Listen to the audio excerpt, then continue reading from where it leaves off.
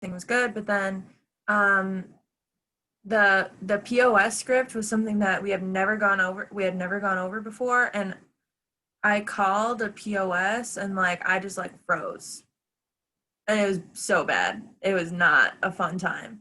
And, like I I don't know if it was expected for us to go over that, like, in training beforehand, but that, I don't think we did that once. And then I was just kind of told to do it. And then I was like, well, I haven't practiced this yet. And then I fucked up.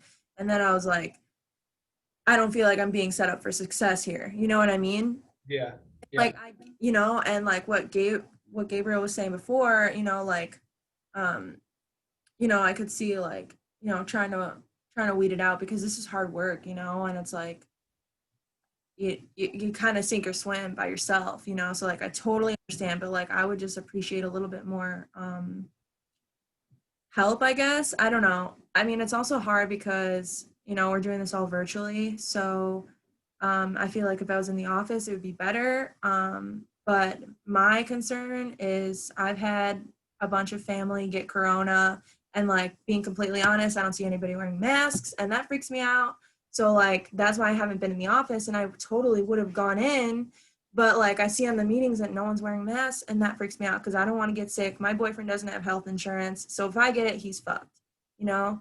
And I was like, thinking that I should go into the office because I feel like I would get more help that way, because people are face to face, and they can tell me what's up. But yeah, I don't know if anyone else feels like that as well. But and I know you guys aren't even in Chicago, so you don't even have that option. But um, just me personally, that was just like my concern. I Yeah. feel the same way about the classroom too. That's the whole reason I didn't go to college because it was online. I was like, nah, I'm good because I'm not online. Like she said, it's Mhm. different. It's just different. Yeah, Yeah. and it makes sense that there's not going to be as much help online for sure. I don't. No. And I also wasn't told like before, like Tom pitched this to me as like you can work as much or as how little you want, and that's totally true. Like some people are picking this up as a side gig, but then like after week one, um, then we're told to get on at 10 a.m. and then we're doing calls from then to then, and then we're doing training from 1 to 3, and then we're also doing calls from 4 to 9, and it's just like this is not what I signed up for. You know what I mean? And I'm gonna do it because I want to make something of myself, but like I'm just saying like that's not what I was told when I was like getting on board with this. You know what I mean? Mhm. Like that just kind of rubbed me the wrong way that I nobody told think that's just for training because that's what Alex said. He told me, and then like once you start getting into management is when like Drew and them have to work. Like they me. have to be at the office, but like as agents, like as us, we're gonna be working on our own time until we hit management Mm-hmm. and we can show other people. Is what Yeah. I was told. So Yeah. Yeah. No, that's all valid points, and that's good. I appreciate you sharing that with me. And like I said, I thought a lot of the same things, but you know, basically, when I was what I was, I switched here from the Carpenters Union. I never did sales in my entire life. I was completely different. I was blue collar, and didn't go to college. Went right into the union after high school, and I just had a killer work ethic. You know what I mean? Like I came here and I thought that this would be my stepping stone to learn more about insurance. And that way I could kind of take over. My dad has some insurance experience as well. He has like a small little company that he created. And, I was thinking like I should at least know about insurance so I can know what to do with that someday. And I'll come here and I'll be able to work less. Maybe I'll just do it during the night because, with insurance, you can sell in the morning and kind of quit at night. And, it's all great. But, there's when I came here, I went to the group overview. I was just told straight up, and I believe Tommy still says it straight up. I don't know if you were in the overview, but he lets you know that it's definitely going to be some longer hours, and it's just at first the longer hours are required to build this foundation. I mean, nothing with this reward that you're like he was saying earlier. There's a method to the madness. nothing that has this much of a reward is going to come easy. Now you can do this career where you can put some long hours in during training and then learn how to sell, and then maybe you just want to make a few thousand a month, and that's it, and that's fine. But if you're coming in here and you would like to make $1 million or $250,000 or $500,000 in the next 4 years, 5 years, 6 years, um, people have to go to school for 8 to 12 years of their life. They have to work very long hours, long nights, long days, long studying, and they do travel a lot. And you see that it's almost like worse. It's like not even worth it. Lawyers, doctors, I mean, they're never stopped. They're never not on call. They never see their family, So right now, it's during the first couple of weeks, it's going to feel like a lot of hours, and you're not going to be, if you didn't come from a lot of work before this, it's going to take your brain a little bit to get used to it. There's going to be some adjustments where you're kind of stressed out, and but the more that you work on that and stick with these hours, it's just like a calloused, it's just like the calluses on your hands. It's just going to keep growing stronger and stronger, and basically before you know it, these hours aren't really going to feel like much to you at all, because we're really just sitting, talking, selling, calling. It's a lot on your mental. But as far as when I was brand new, the way I looked at it is, if I was home right now, I really don't think I would be doing much better with my 5 to 9 than probably watching TV and trying to do some silly stuff around the house. So, this to me was a complete same ordeal. I was like, this is not what I was told. You know what I mean? But that's why that's why I try to make that as apparent as I can during my interviews. And I hope you guys have found that with Mr. Vinas, and I hope you have found that with your third interview with Josh Casey or Mr. Vina there. I think that's who you're referring to as Tom, right? Tommy's dad. And I'm not trying to bash Tom or anything like that. Like, he's so sweet. He's so nice. I was just saying, like, No, I get it. I just felt like some things got slipped through the cracks, and like, I'm here, like, I'm committed. I got my license. Like, I'm doing it. I was just like trying to explain like my point of view, but I know for sure. I know for sure it's going to be a lot of work. Like, I had a friend a couple of years ago that tried to get me into this, and I just had a lot of personal stuff, family. I had a death in the family, so I ended up not going through it. But then it kind of like stumbled on my doorstep after I lost my job during COVID. So then I was like, it was meant to be. I feel like, maybe not that time, but now this time. So like now I'm committed, and I'm not trying to like bash anybody or anything like that. No, you're fine. No, I just my honest opinion, but and I appreciate that. I'm ready to work, and yeah. I appreciate that, and I definitely I asked for it. I wanted you to tell me. So by all means, don't think I'm taking it the wrong way or anything.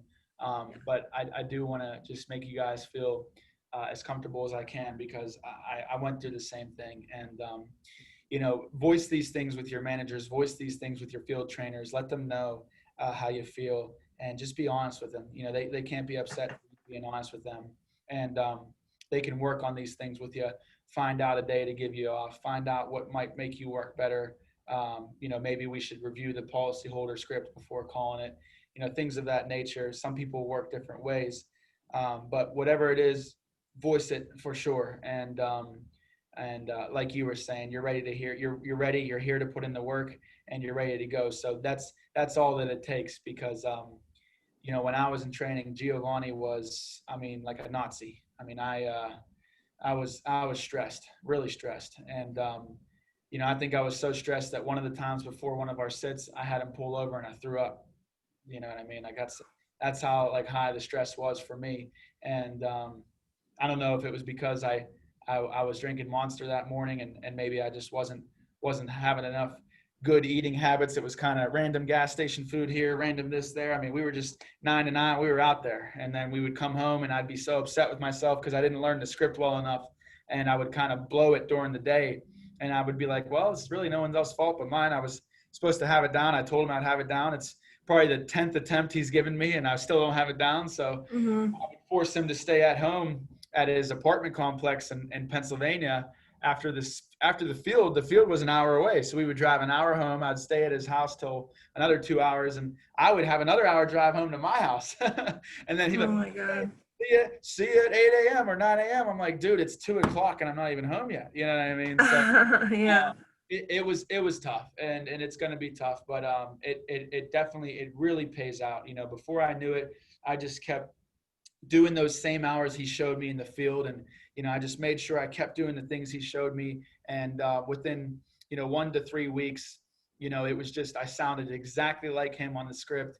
And I that's all I tried to do, because I was released and I wasn't even ready. You know, we were really, like I said, at various agencies, it was, you know, still a little bit disorganized, and you know, I was released without even a sale. I kept kind of skipping by without presenting, you know, just, oh, can you do this one? Can you do this one? I'm really nervous. You know what I mean? Like Hmm. I'm not gonna do it right. I'm not gonna do it right. You got to do this one, you know. And Hmm. he's a nice guy, so he would do it for me. But really, what he was doing was holding me back. So that's why I was saying to Gabriel, like, you got to fall on your face, and I would just start to expect it, like, hey, I'm gonna go fall on my face today, you know what I mean? Because that's where you learn. You kind of step back and you're like, wow, shit, that was awful. You know, I need to get my ass in gear. I need to get this studying. I was like, that's why I kept annoying him to stay at his house after. I'm like, you know, this whole giving me the script on paper and just thinking I'm going to come back in with it, it's not happening. I'm not. That's why I didn't go to college. You know what I mean? So I would sit there and just, all right, so Joe and Mary, he'd be like, no, no. I'd be like, fuck, all right, one more time. Joe and Mary, so what we're going to do today, we handle your benefits. It's like 1 p.m., 1 in the morning. I'm like, all right, reset, do it again, do it again. I'm like, oh, shit, you know, over and over Hmm. and over and over and over and over and over. And then I was released, and I called him every second of every, hey, I said this, this, and this. Is that right? Nope, nope. You want to say this? Why didn't you tell me that during training? Well, I'm telling you now. All right, well, I'll go do it. And I'll go do it. Hey, I did it. It worked. All right, what do I got to do now? You know, and everything, I just ended up working so much towards it that everything just kind of started to formulate, because anything that you're doing every day for long hours, no matter what it is, you're going to get like a flow to it. You know, it's just going to Hmm. start to be in there naturally. So Yeah. I'm not saying you have to go kill yourself like I did, but I'm just, be proactive about it. If you think that like working to, you know, if you think that getting your script down is going to be better by role playing with somebody and just handing your boyfriend or girlfriend the script and being like, all right, guys, the police and firefighters are really honest about this. And then your girlfriend's like, nope. I'd be like, damn it. What am I supposed to say there again? And it's like, my girlfriend probably knew the script before I did, you know, because that's what I, Yeah. you know, and that's how I had to learn, you know what I mean? So if we're not getting the script down, I would much rather, I would reschedule appointments just to study the script. You know what I mean? Like that's what I would do with, I do with my guys and girls now, because there's no point, you know what I mean? Like we got to have you know, we got to have like the script down before release, or you're going to be kind of calling your manager every second like I was when I was released. But like I was saying, though, not to get on too much of a tangent, but once I just started to obsess over the things to say and the things to do, and just implementing those things was very simple. And it just started to work. It was crazy. They would just look at each other and be like, yeah, which option do you want, honey? Option B? Okay, option B. I'm sitting there looking at the paper. It's like $100 a month, $100 a month, like $200 total check. I'm like, option, option B. We can get you squared away. Yeah, option B. I really don't know what the fuck to do right now. Yeah, so go ahead and grab your check, and we'll put the doctor in here and this in there, and then I'm running out of the sit like, yeah, like, oh my God. I'm like looking back to all the tough times during training and how I thought I was never going to work, or I just wasn't good enough, or you know, it just comes down. The script is there for a reason, and Mhm.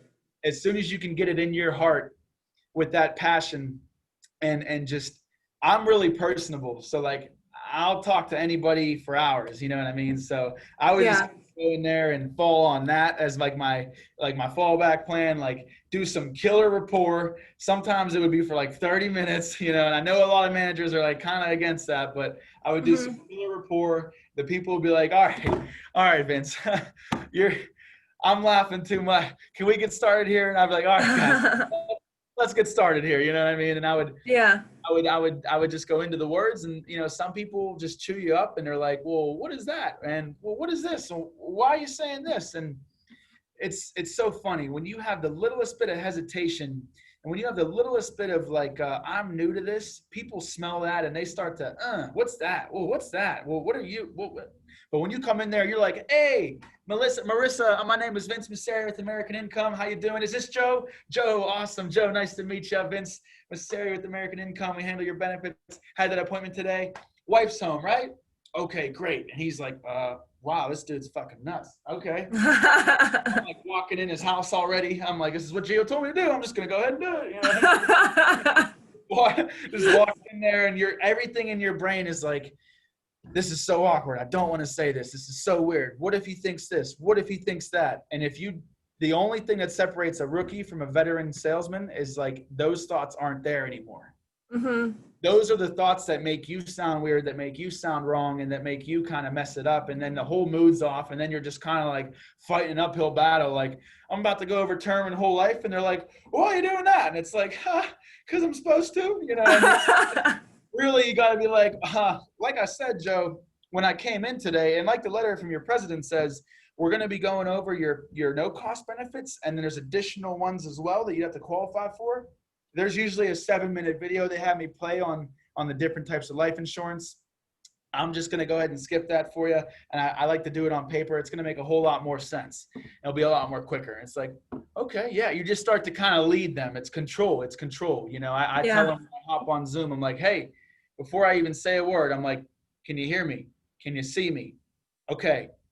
I'm Vince with American Income. We handle your benefits to the Carpenters Union. You must be Joe? All right, Joe.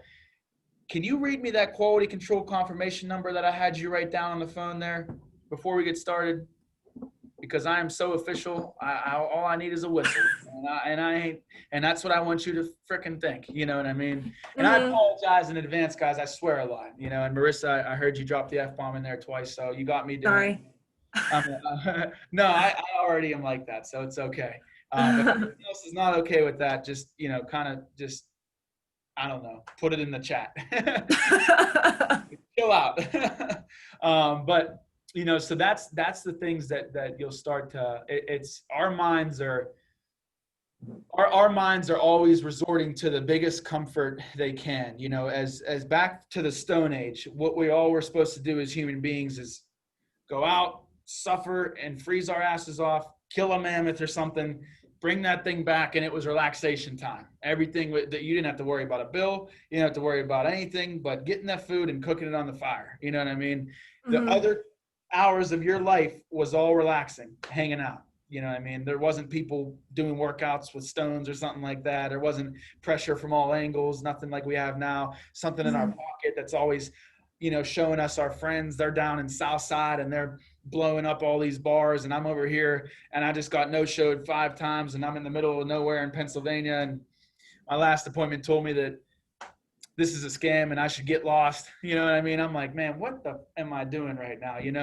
But these are the things that take people out of success.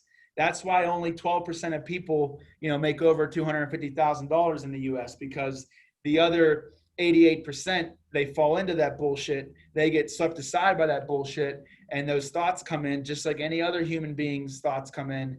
And it's quit, comfort. Why are you doing this? Maybe you're not good enough. Maybe this isn't good enough. Maybe this, maybe that. You have to stop those thoughts, and you have to begin with the end in mind, and just keep working and just keep believing in it. And like I said, voice these things to your managers, get it off your chest. Don't hold it in, you know what I mean? And start to if you don't find the answer from them that you need, research it. You know what I mean? A lot of this stuff can be found everywhere. Like Sell or Be Sold by Grant Cardone. Probably all my worries and like, why isn't this working and why people act a certain way they did in the house, I was like getting these answers from Grant Cardone in the audiobook on the car. I'm like, wait a minute. I literally just went through that example he just said right there. I do the hard close. That's why they said that. Oh, now it makes sense. So hit Cardone heavy, Sell or Be Sold. I would recommend it. It did wonders for me. Other than that, Ed Milet podcast on Spotify. I shared it in the group last week, and I'll go ahead and if you guys, are you in the Chicago the Vina Victory. Joshua renamed it too. Are you guys in that main group me there, all of you, or just a few of you? I don't think I'm in it. Okay, let me go ahead and pull this. Actually, I got Spotify right here. I can share it right off this thing. I put all the good ones in this little playlist called Ed Milet Fire. Now he's a little bit like he's a little bit like not tough, honestly, but just real like real honest, you know, with your own shit and what you might be doing wrong. So you know, it was how I like to be trained anyway. Like I just want to get down to what it is. I don't like anything being sugarcoated to me or anything like that. So if you guys have Spotify, there's the link right there. And that's about like 12 to 15 of his best ones. And he's got hundreds. He was the top business podcast in the world just a few short months after starting to do this. This is the kind of stuff people actually hold seminars for and charge you all kind of money for. So go on there and open your ears and just listen, because it really connects with this grind. It really does. And it makes you feel like it's all, everything that's happening is well worth it. And it's actually not so much disorganized, but like a beautiful, blissful mess of success, I should say, you know, because it will come back to you. You just got to get over the script, the sales, the calls. And once that's over, it's like riding a bike and you've been given something that you can never let go and can always make a very good amount of money with, and also help a lot of families with as well.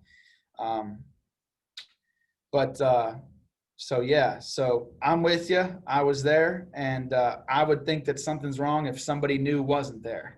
And it's always the worst time of my training as a manager is when one of my trainees hits that mark. It's usually about on the second week, and then they do it again, usually about a month after they get released. You know, whole world's falling down, everything's terrible, this, that, and the other, and it's like I got to sit there and talk them off from the edge of wanting to jump, you know. And then once they don't jump, a month later, keep doing what they were doing that got them there. Vince, thank you so much. You were so right. Oh my gosh, everything's blah blah blah. You know, it happens. You know, if I would be lying if I told you I didn't think about quitting like 10 times. You know, like I probably thought about it when I was driving down here to Chicago. I was like, man, is this really going to happen? Is this really worth it? You know what I mean? But it's exactly what we make it. You know what I mean? And it is happening, and it's happening on an unprecedented level as well. And I think this pandemic definitely did not help anything with organization. This pandemic made this whole thing way more disorganized than it needed to be. Like that virtual script, that virtual PowerPoint, this is the first time in the history of this company that we have ever made those things. So just like when they first made EAP in 2001, you know, just like when they first came out with this company in 1947, or I believe it's 57, it's the same thing. They had to go through a whole lot of like, who made that? That doesn't even match up. What? Get that out of here. We got a refined version now. You know what I mean? So like, if you guys are seeing some disorganization with the virtual, I mean, that's expected, because this shit is 4 months old. And this company is massive. They're international. We've been here for 70 years. So we are the pioneers right now that are finding out what and how we can make this perfect together. So stick with it. Don't give up. And, you know, I'm going to drop my number right in here for you guys as well. I'll always be there for you if you want to call me, text me. And I definitely can't even find time to call my own mom or girlfriend. So hit me up, let me know what you need, and I'll make a time for you, and we can definitely get together, and you know, I'll be there for you. What's your name again? Vince? My name is Vince. Yeah, my name is Vince. Vince Massari. I'm the I'm the GA under Giovanni. Giovanni's my MGA. Casey Kunash is my RGA. Even though I don't see him too much. He's right over here in this wall. I just like to mess with him. But yeah, I started here 2 years ago. Giovanni Vacca, I'm sure you've all heard of him, know him by now. If you guys were on any of the agency meetings, you should have seen me up there last week for the top general agent speech. But I'm sure sometimes we don't make it to all of those, but that's who I am. And then, that's who I learned from was Giovanni, and he was top producer in the entire company in 2017. So, that's why he trained me like a Nazi. And I honestly, I told him to do that, because if you don't train me like real hard, you could give me enough rope, I'll hang myself with it. You know what I mean? If you give me enough comfortability or time off, I'll definitely mess up, so I kind of wanted it that way. But let's get started, guys. I'm only supposed to be doing this for another hour and 15 minutes. So I do have appointments with my trainee to hop into right at 3:00, and we have to actually drive home to get to those. And should have probably brought my clothes here. That would have been a smart move, but I didn't think that there would be as much opening in this office as there is now. But guys, today, what we're going to go over is the list of concerns and the needs analysis, okay? Now, just as a disclaimer, every manager has a little bit of different things they say to build the need, okay? So when you're brand new, it's going to sound scripted. It's going to sound awkward. You're going to be given scripts that don't sound like you, don't feel like you, but that's exactly the point. You need to get those words in as awkwardly as they are, and then keep repeating the awkward words and the awkward words. And then pretty soon, from a lot of reps and experience, you'll start to have your own touch on those words, and it will all make sense to you. Like I was saying, when I was first released, I was just a robot in the house, and they were just sitting there looking at me like, this is something else. Like, this guy is just so scripted. We heard this last time. Can you hurry up with this? So it's brutal, You're like, man, how do I sound? You wish you can just shortcut to when it's all good. But like I said, guys, the reps, the experience. So I'm going to go over and go ahead and start with that. The list of concerns there, guys. How many people have presented? We just had Gabriel, you went at it. Marissa, have you presented yet by chance? I haven't presented, but I sat in with the presentation last night with Casey that I set. All right.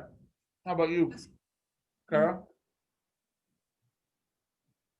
Forgive me, I didn't hear you for a moment. I was having another conversation with family at the moment. Okay. Can you please repeat yourself? Sure. After you're done chewing, of course. Please don't choke. No, yeah. No dying. It's not allowed. Yeah. Have you presented yet? No, I have not. Okay. How about you, Devin? Mm-hmm. Okay. I'm trying, but I haven't yet. Okay. I want to sit in one first, obviously, but. Okay. Nothing wrong with that. All right, Yeah, guys. I feel like sitting in one would be like nice before I actually like jump into it. Does that make any sense? Mm-hmm. Yeah. Ask your managers for a recording of a sale. I always have a carpenter sale I made recorded, and we use a way different script over on Giovanni's team, or I would send it to you, but that's just going to make you even more lost. So ask your manager.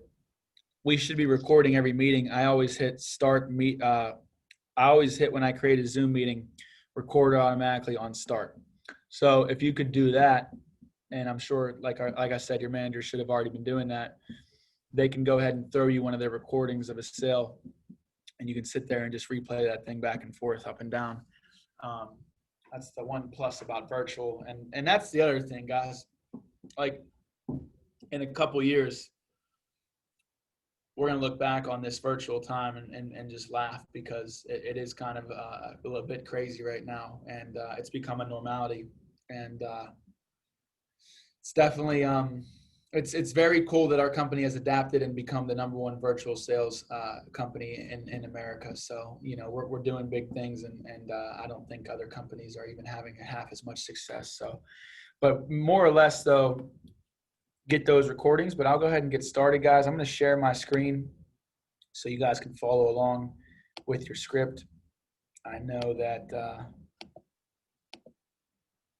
That's the easiest way I have found when I'm doing these right here. Okay, so today, guys, I'm just gonna give you I'm gonna give you the script. You already know the script. I'm gonna show you how, I would say it, if I was in your guys' shoes, and I'm gonna give you a little bit of understanding as to why we're saying these things and what they're supposed to actually do to the client's mind, really. Now, obviously, the list of concerns, guys, comes right after term and whole life. Okay? You go over term and whole life, and I know you guys have you guys, the people that haven't presented, have you seen one at least? I know you said no, but has anyone else seen one though, like that hasn't presented? What do you mean, like seen one? Like sat in on one? Oh no, I haven't. No, Gabriel, no as well. No, he Oh did. yeah, you already did one. My bad. Okay, so for you two, that haven't even seen one, just to give you like a back end, like how we get to this point, like, we get up, we go over the no cost benefits, child safety kits, we do the intro, who we are, why we're here today. All right, now here's your no cost benefits. Like I said, that's not my specific job to go over with you guys today. So as you get through the discount card, the child safety kit, and the will, following along, going down to the script, you use the will to find out if they have any life insurance. Then you present their accidental death and dismemberment benefit to them. And then you come time to transitioning into the life insurance. So this is where the shit gets real. This is where you kind of take a deep breath and you're like, all right, no laughing, joking, or anything crazy after this. It's kind of all business. And the no cost benefits essentially are there for you to look like you're just trying to help out in the best way possible, and just showing them that there is no catch and all these no cost benefits are very valuable. And then you start transitioning. You say it's 2020 now. Everyone we sit down with has some type of life insurance. However, the problem is most people don't know what they have or how it all works. We're briefly going to explain these. You play the slide on term and whole life. Like I said, for those of you who haven't seen a sit yet, trust me, this stuff is very simple. Don't be intimidated. It's just like reading from this and talking to them. And then here's where I come in today with you guys, the list of concerns, the 4 main reasons why people have life insurance. Okay, so what you want to start here with is like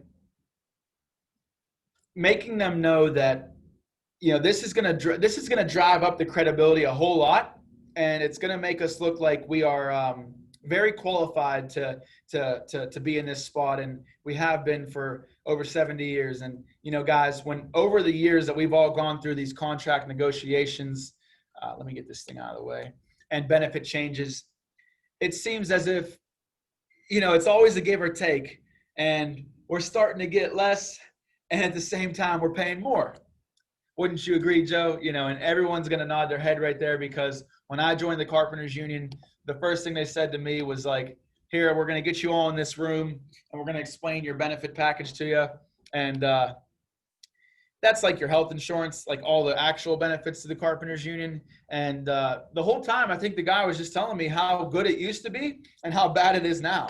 And I'm like sitting there thinking, like, why would you tell this to a bunch of new carpenters right now? You know what I mean? Health insurance used to cover dental. Now it doesn't cover dental. It used to cover vision. Now it doesn't cover vision. Our pension is now, it used to have a multiplier of 4%. Over the years, it's now down to 0.7%. I'm like, wow, this is horrible. Oh, and by the way, we used to be able to retire at 55. Now we have to retire at 65 or we don't get our pension.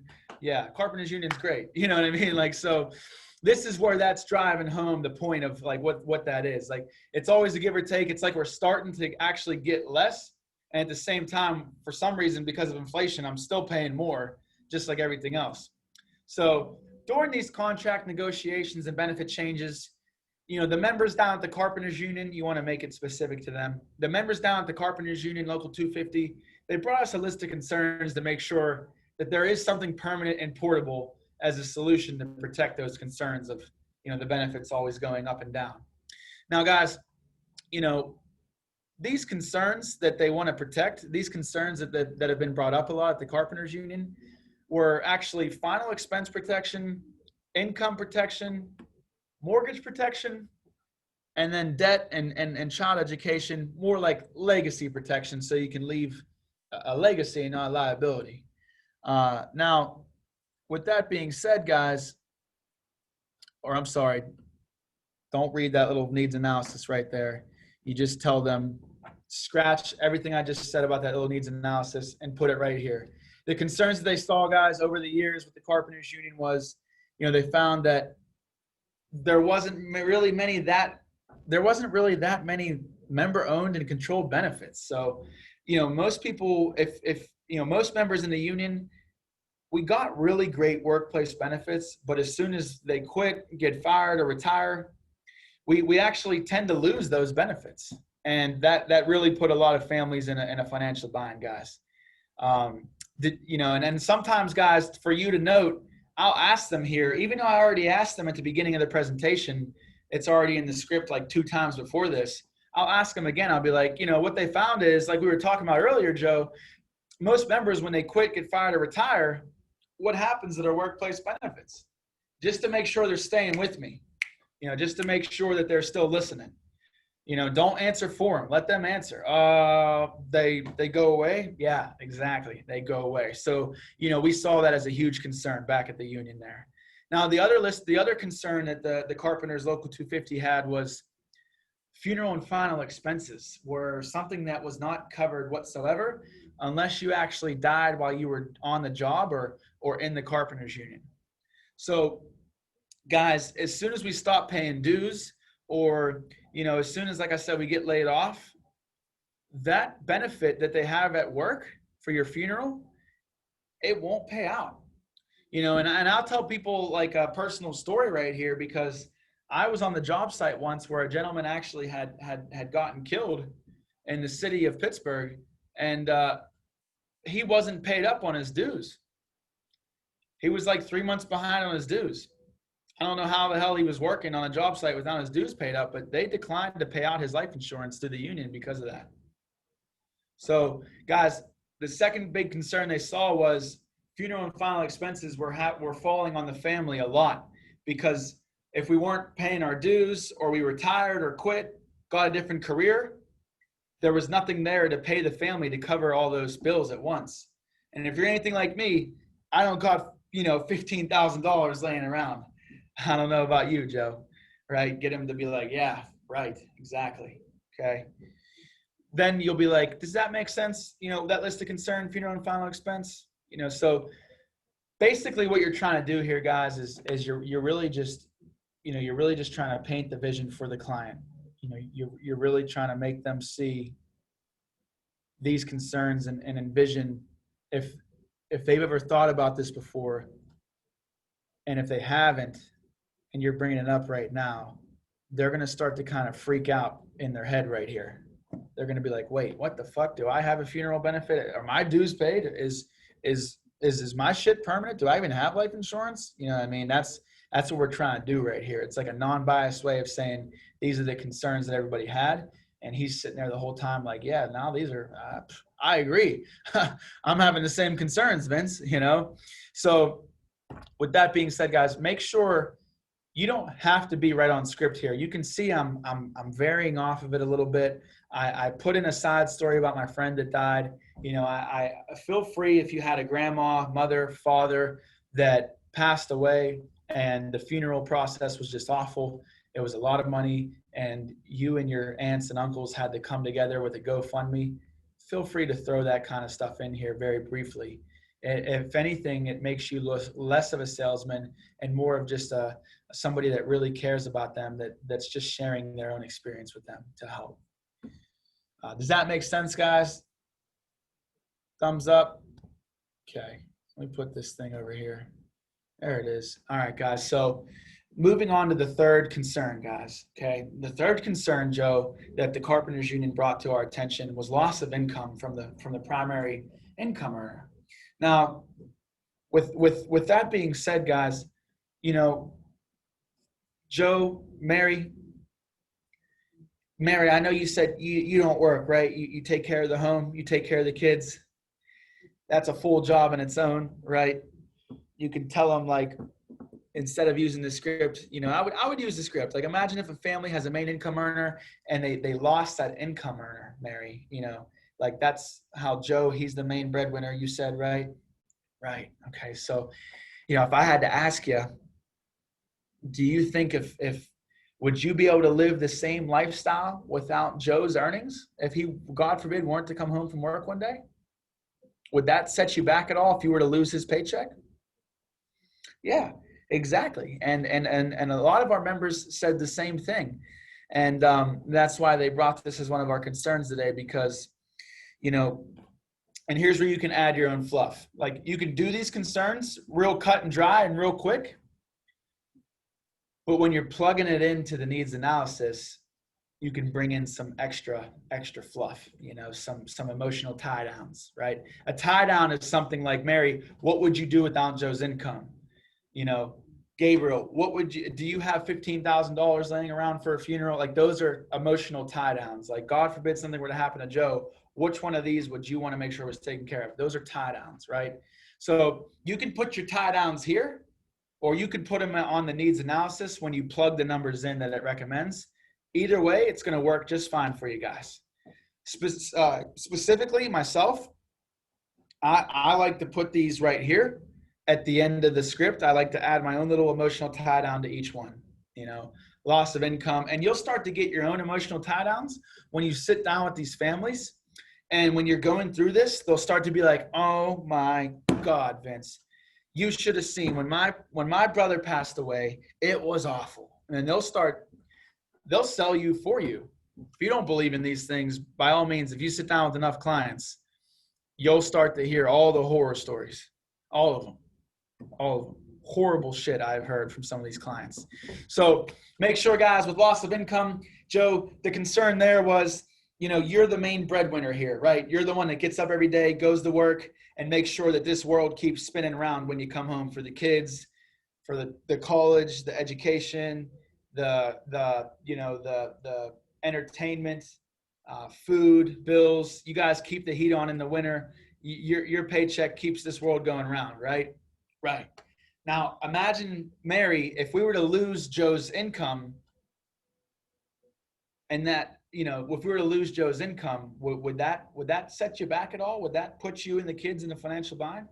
Of course, exactly. And that's exactly why they brought this up as a list of concerns, for you guys today, or one of the concerns for you guys today. Now with the mortgage, the fourth area of concern, Joe, and you might want to throw it, does that make sense in there? Does that make sense why they saw loss of income as an area of concern? Okay. Now with the mortgage protection, this is actually the fourth concern they brought up to us, Joe, back at the union. What they found is that most homeowners have a mortgage. And the problem was the mortgage payment was left behind to the surviving family members. And if the surviving family members didn't have enough money to take that mortgage payment over, they saw that the mortgage was almost as good as gone. Because we don't really own the home until it's paid off. Who does? Let them answer that for you. They'll say the bank. Exactly, the bank. Exactly. So, that's why they said that. And here's another fluff, if you want to write this down. Don't go using it, like throwing it out there like it's going to do magical things for you. Just keep it in your tool belt. Bring it out when you need to. A little bit more fluff about the mortgage would be, guys, the mortgage payments left behind the surviving members of the family. If the family members didn't have enough money to take that mortgage over, what they saw was the mortgage was pretty much as good as gone. The home was as good as gone, right? And that's why that last area of concern we talked about, loss of income, that was the number one cause of home foreclosures in the United States last year. Can hit them with that. And that's true fact. It's a very true fact. Now, does that make sense why they saw the mortgage as an area of concern? Can you say that again, Vince, please? Sure. Gosh, so what they found is that most homeowners, they do have a mortgage. And the problem, was that the mortgage payment was left behind to the surviving family members. And if the surviving family members, if they don't have enough money to take that mortgage over, the house is as good as gone, because until we pay that mortgage off, we don't own the house. Who does? Wait for them to answer. If they don't answer, then they're not looking and they're not paying attention. That's the tough thing on Zoom, guys. Like, we got to be like, here, there again, close, mortgage, this, that, the other. I'm serious. I'll get right here. I'll be like, now, guys, with the mortgage protection, this is honestly a little bit more of a very serious one of these concerns. You got to get all over the board, because they are, just like how you said it was Kara, right? Or was it Cara? You said it in a different way. I don't want to butcher it. Cara, okay. Cara, just like how Cara was, I'm sure as she wants to, write all this down and listen as much as she can, but she's got kids, the little kiddo, little cutie pie. Was that your kid, right? The boy, he came running over, and she missed my whole little couple sentence rant, you know what I mean? So that can be make or break to the client. Like, imagine if they missed the whole thing about the benefits when we quit, get, fire, retire. Imagine if they missed the whole thing about how we're going to go over the no cost and some additional ones. Like, slow it down. Flux your voice when you're new. You have to actually try to do this shit. We're not actors before this. We were not all actors before this. If you were an actor before this, that's great. This should be no problem to you, but you have to step into an actor mode. That's when I started noticing my sales happening when I was brand new. Like when I said that they would pick an option and I'd get all excited, I didn't even know what to do. That's because I was doing this with my mouth. I could feel my muscles in my face moving more. And when I was fluxing these words, my hands were going like this. I was trying to emulate Giovanni as much as I could. And what do you know? That's when people started picking options, because what do you know? That's the way people hear everything you're saying. We're coming into a home and we're saying over 4,000 words, 5,000 words this script is right here. Do you think they're going to pick up every single word if we stay at one tone the whole time? Absolutely not. Think back to high school, think back to college. You had those teachers and professors who, oh, there goes my trainee. He's like, I'm going to go home and do this sit myself. I don't know what the hell Vince is doing. All right. See, all unorganized. No, I'm kidding. He's probably too nervous to come in here though and just tell me. But when we had bad professors and good teachers and bad teachers, usually the classes we would learn the most in were the classes where the teacher was like, all right, guys, we're going to get started today. Vince, turn that phone off over there. All right, Joe. Hey, you're looking good today, Joe. You looked good out there on the field last night. All right, guys, we're going to get started here. Today we're going to learn about the difference between the atmosphere layers, and he's all over the place, and he's moving and beep-bopping around, and he's pointing at the curriculum. He's getting close, then he's getting real quiet and serious. So just keep that in mind, guys. We are teachers at the end of the day. We are educating people on a very high level, and they have never heard of this shit before in their entire life. Okay? So slow it down. Repeat yourself. Go back again. Right? But for the mortgage, though, Devin, did you catch it all that time, or do you want me to do it again? You're muted, brother. I'm over here talking to myself. I got it, but I was really wanting you to repeat the last part of it. The first time you said it about, I don't even know what you said. The number one. So. Oh yeah. Yeah. So left behind the surviving members, and if the surviving family can't afford to pay off the mortgage, the house is as good as gone, because we don't own the home until the mortgage is paid off. Who does? That's right, the family, exactly. Or the bank. So, guys, that's why they said that the last area of concern that we went over, loss of income, was the number one cause of home foreclosures in the United States last year alone.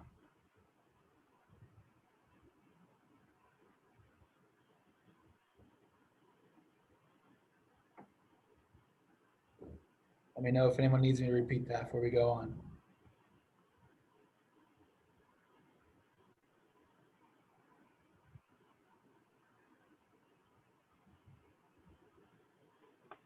I'm good. Good. All Thank right. you. You're welcome. Stop me if you have any questions. We're going to be going over a lot of important information today, Joe and Mary. Please stop me if you have any questions, right? There's another little tie down right there, okay? If you think they're not listening, if you think they're not paying attention, you're going to have people dog barking, rap, rap, rap, rap, Kano, stop it, stop it. They're going to be freaking out on their dog. Just chill, just stop. Just look at him. Is that Cujo over there? Is that the killer dog? Oh no, he's a pit bull. Oh man, okay. Do you need to take a second to go give him a treat or something? Are we okay? We're good. Okay, I didn't want to do you a disservice and keep going without you. We're going to be going over a lot of important information today, Mary. So I know it's hard on Zoom to keep the attention there. Like as long as you're smiling, like I just did there, you can tell these people whatever you want.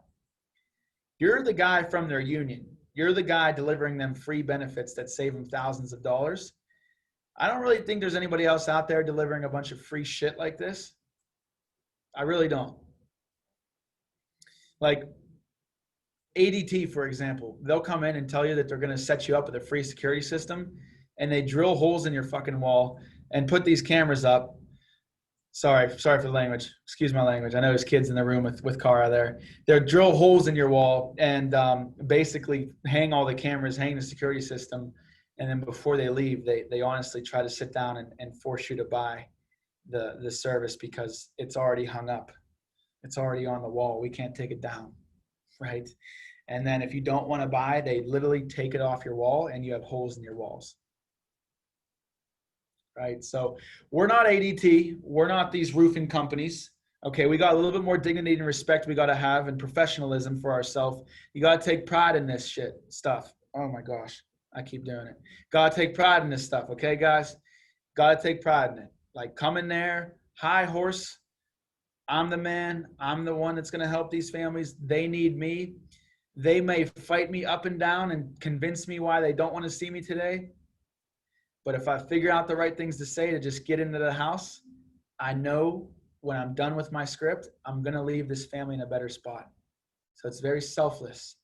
You can't let them sell you on they don't need it. Everybody needs it. I have been told 1,000 times that they don't want to meet because they just think I'm going to try to sell them something. I'm like, that's great. You can do what you want with those benefits. They're additional. You actually have to qualify for those. I don't even know if you could qualify because they're at a union negotiated rate. But what you do with those makes no difference to me, Joe. I just got to get you out the benefits that have already been set up for you. Like the letter from your president says.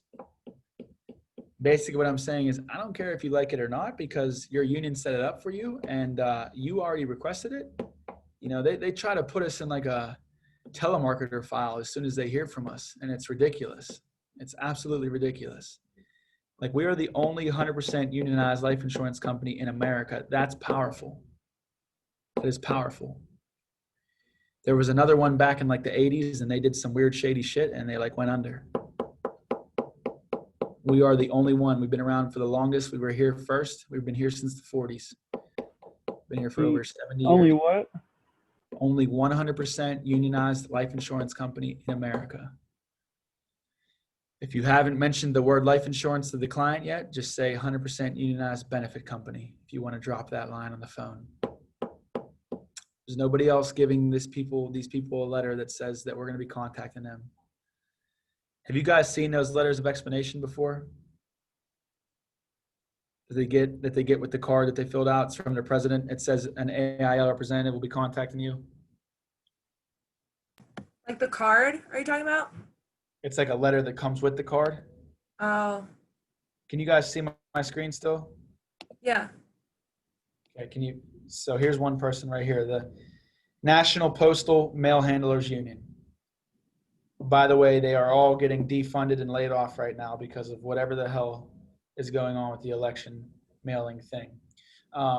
But this is an example of a hard card lead right here, okay? Yes, I want 3 child safety kits. These are my beneficiaries. This is my name, Nicole, right? Down here, you got their certificate. That's their no-cost insurance policy. As you can see, it's worth $3,000. This is called impact. This is what you'll get when you get released. This is where all your leads go.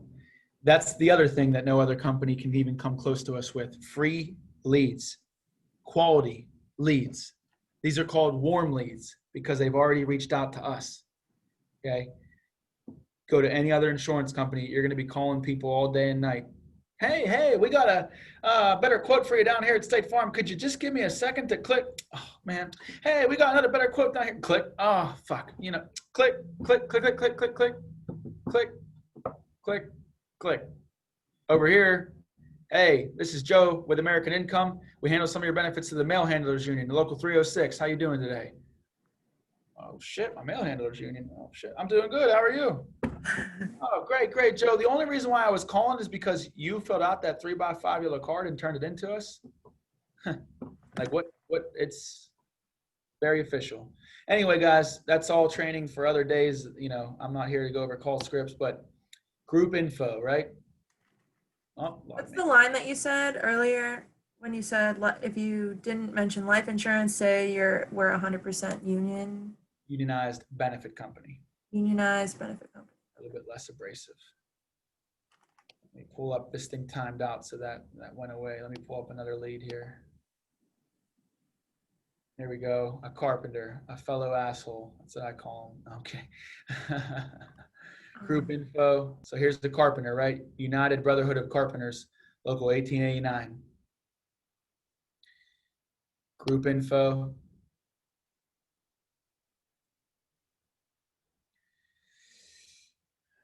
This is going to bring up the letter of explanation I was talking about.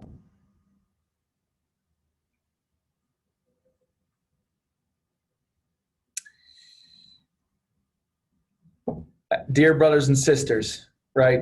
The whole letter is stamped at the whole, this is as official as it gets right here. This is what all their mail looks like from their union. And they get one of these and it says, please turn this in. And it's in big red letters and it's a little yellow card and they write their name on that yellow card. And that's what I was just showing you.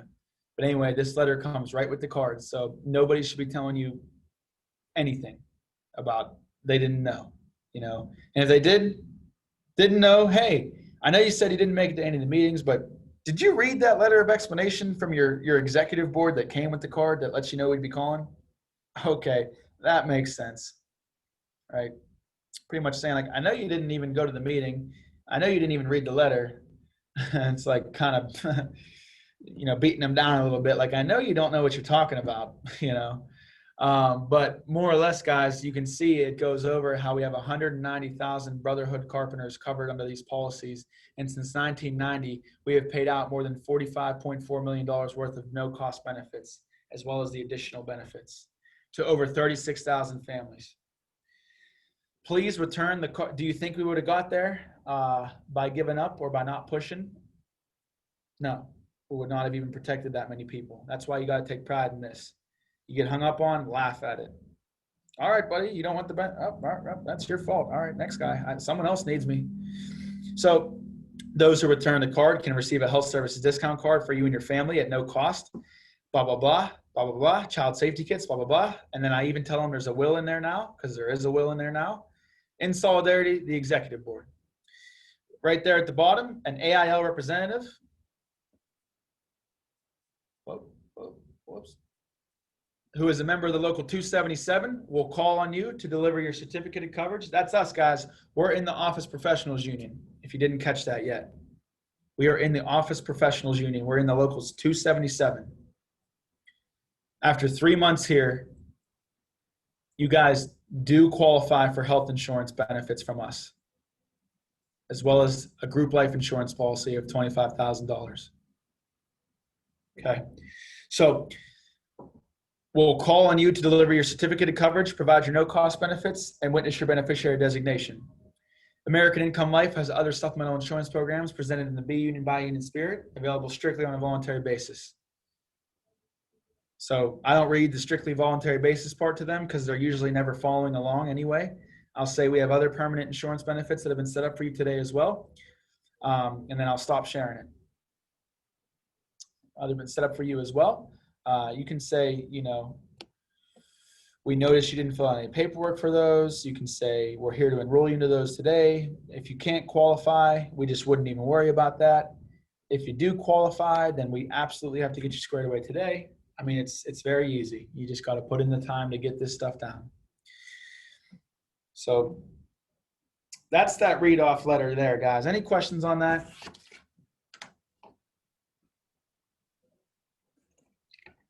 Take that as a no, because it's all silent.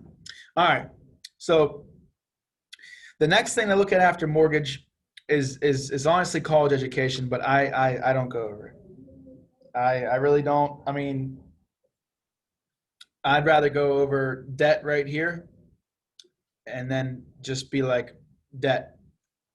Obviously, because mortgage and debt are together, and then college is number 5. If they don't have kids under the age of 18, like there's no room for college education at all. And the other thing is, if they do have, if they do have kids under the age of 18, I mean, and they need to go to college, your loss of income that you sell them, the loss of income protection, it's going to cover the college education. So I honestly don't even worry about that part of the script. But please do what your trainers tell you to. But I'll tell you what I do, and that's exactly what I just said. I just put debt right there. I'll say debt, guys. Debt was the other major area of concern that they had. Everybody has debt, and the unfortunate thing is, it's not like in the old America where debt just dies with us. It doesn't just go away when we die. It falls on the family. And we're the ones that brought that debt into the world. So it's really no one else's responsibility to have that debt covered besides our own. Now, back at the Carpenters Union, we didn't see that there was any protection put in place to care for the debt when we die. And honestly, with the debt, the 3 things they're looking at here are, credit card bills, medical bills, student loans. Does that make sense why they saw debt as a big concern? You say student loans, every father and mother in America is going to be like, those damn student loans. That damn $100,000 loan that doesn't stop going down because the interest keeps it going up. And that's it, guys. Any questions on those 4 areas of concern before I move on to the next portion and we wrap this up? No. I do have a question. So you read the read-off letter right after the loss of income? Oh, I just popped that up to show you Oh, okay. for the Just phone. so we could go over it. Yeah, because like on the phone or at the door or at the meeting, if they're getting kickback, it's like, hey, bro, letter. You know what I mean? I just brought that up to show you, like, we are such a unique facet of the insurance industry. Nobody has these warm leads that are set up like this. So I was just showing you the letter so you can take pride in what we're doing. And I know when you're brand new, we kind of feel like we have a little bit of like, I'm bait and switching people to, and I don't want you to feel that way, because this is, it's whatever you make it. If you go in there acting like you're going to do that and you're talking like you're going to do that, they're going to pick that up emotionally and feel like you're going to do that. But if you go in there confident, read that letter, put it all on the union, then they're just going to be sitting there looking at you like, this is my union benefit guy. Wow. Hey, Joe, can you turn the TV down a little bit? It's getting hard to hear. Sure, union benefit guy. Sure, I don't want to get in trouble with my union my whole life. But if you go in there and you're like, Joe, and don't worry, I won't sell you anything that you don't want, and stupid stuff like that. We get all nervous. Stay professional. Yeah. Stay calm. Stay confident. We got the control. They don't know what's good for them.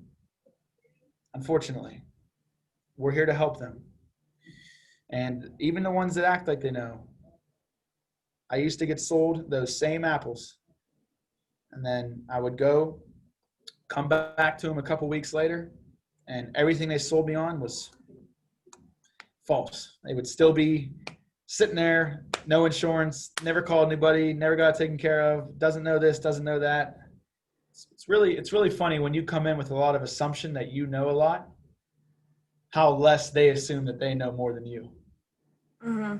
If you come in there feeling like you don't know a lot and you're acting and talking like you don't know a lot, they're going to start to play like they know more than you, and they really don't. And that's not good. Yeah.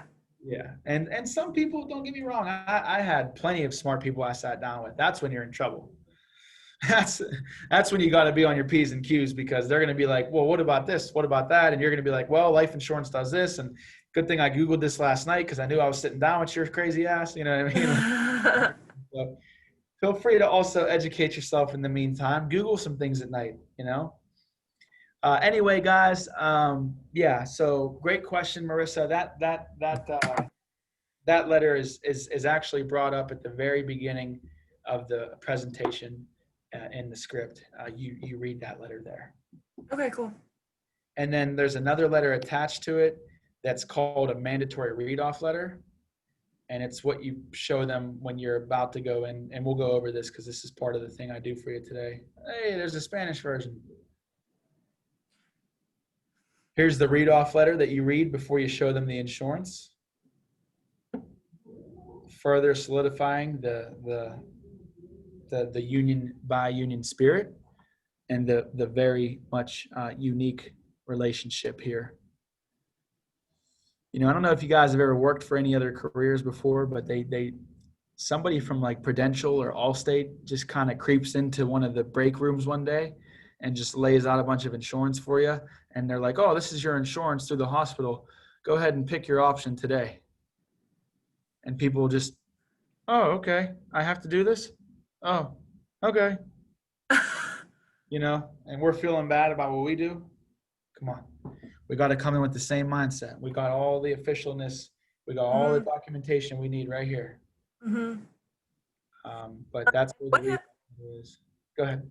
I'm sorry to cut you off. I was just wondering, so we're assuming basically that these people don't have whole life insurance, you know, so they'll have term. So like, you know, like, well, okay, well, Joe and Mary, that's not permanent, you know, quit, fire, retire. But if they do have whole life insurance, what do you do from there then? Do you just explain to them they're no cost and then just, you know, wipe your hands and you're done? Or So great question. So, you know, other trainers might not be as crazy as Gio and I, but we will never walk out of a house without showing them options.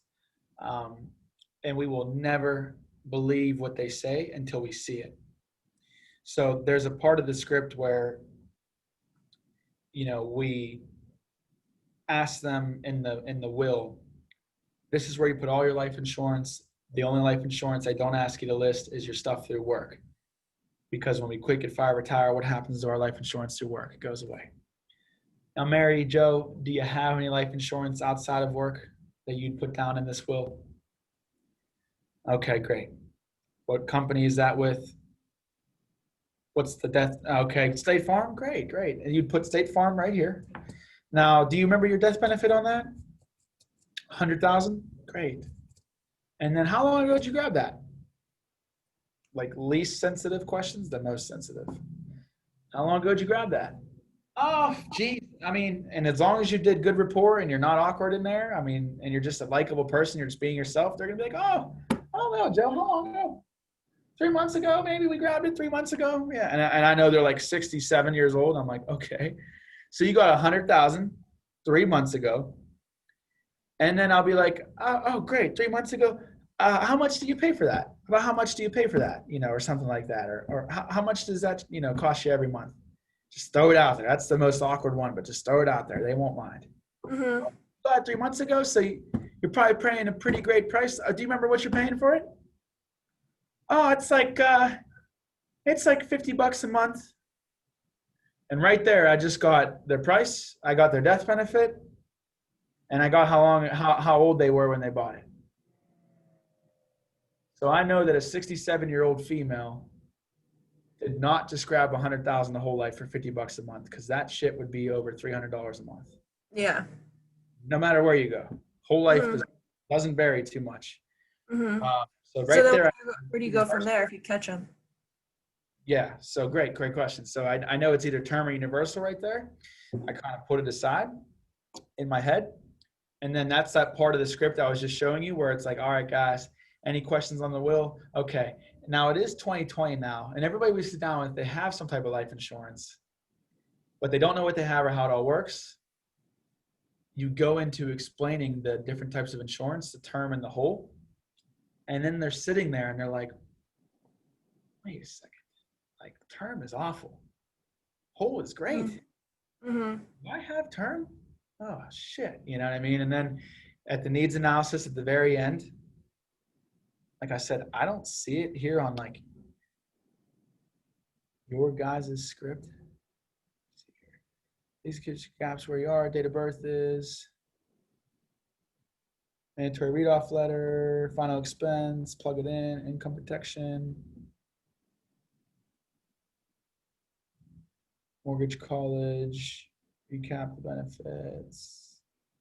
Yeah, so on this script, it's more assumptive on this presentation here, and there's nothing wrong with that. But if someone happens to say, like, you know, when you present them the options, it's pretty much where you would make them go get their policy on this script. You know, because they'd be like, "Well, these options look great, but we already have life insurance." Oh, that's right. You said you had that policy for 100,000 you got 3 months ago. Yeah. Okay, I'll tell you what. Go grab that, Joe and Mary. We'll plug it into the needs analysis and make sure that we, get you out the right options tailor made to you. And they'll go grab it, and 99 times out of 100, they think it's whole life. They swear up and down it's whole life because they don't want to sound like they've been fooled. And they go grab it, and it's always term or universal. So with that being said, you get it, have them hold it up. Very first page, it's going to tell you. It's either going to say the 2 words whole life, or it's going to say universal, flexible, variable, adjustable, rip off. No, I'm kidding. Term, 10-year, 20, 30-year. It's going to say one of those 2 things. Okay, great, Mary. Could you just open up the page, a couple more pages? Oh, I just threw my vape pen. If you could just open up the page, and usually on the 2nd or 3rd page, it will show you like the schedule for the premiums. There's nothing really you need to see in a life insurance policy after it says definitions. So that's usually like the 5th or 6th page. It says definitions, and that's where every life insurance policy looks exactly the same. So everything you need to find is in the first couple pages. Just have them go ahead and show you, and then hold it up to the camera. And then, and if they don't do that, or they can't do that, or they're older, just have them read it. Like, people are smart. Go ahead and keep flipping through there until you see what it says. Oh, right here, it does say 20-year term. Okay, flip to the next page for me. Does it lay you out like the next 20 years and it tells you the premiums? Yeah. Okay, and it stays the same for 20 years, right? Yeah. Okay, could you read me what the 21st year? Can you read me what the premium is on the 21st year? Oh, dear. Oh, God. Yeah, it says 400 a month. What about the 22nd year? 800 a month. 23rd year, 1,200 a month. Yeah. So that's the thing there, Mary. It's like now we're kind of laughing, like, what the fuck is this? You know what I mean? They're kind of they're like, I don't know what this is. I'm like, yeah. So that's like we were talking about with term is, once that term is over, it actually either goes away or it jumps up in price to where we can't afford it anymore. So that's kind of how you would do that. And Okay. this is recorded, by the way, and I'll email this to you guys over the next couple of days, if not today, because I know it takes like a good 30 minutes to load into the email. It recodes it, and then it's like, your recording's available. So right when I get that email, if I'm not in this appointment, I'll just go ahead and forward it to everybody in some way, some shape or form. Type your emails into the chat right now for me, guys. Oh.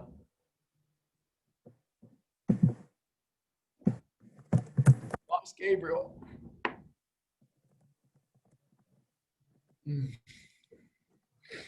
Some people do not like running workshops with faces, with names. So I don't care, but I hope you're here, Gabe, for sure. When you guys got all those in there. Thumbs up if you got it in there. Okay. Kara, okay. So yeah, so that's how you would do that, and if they pull out whole life, since whole life is a little bit more expensive, it's typically not going to be a lot. You know what I mean?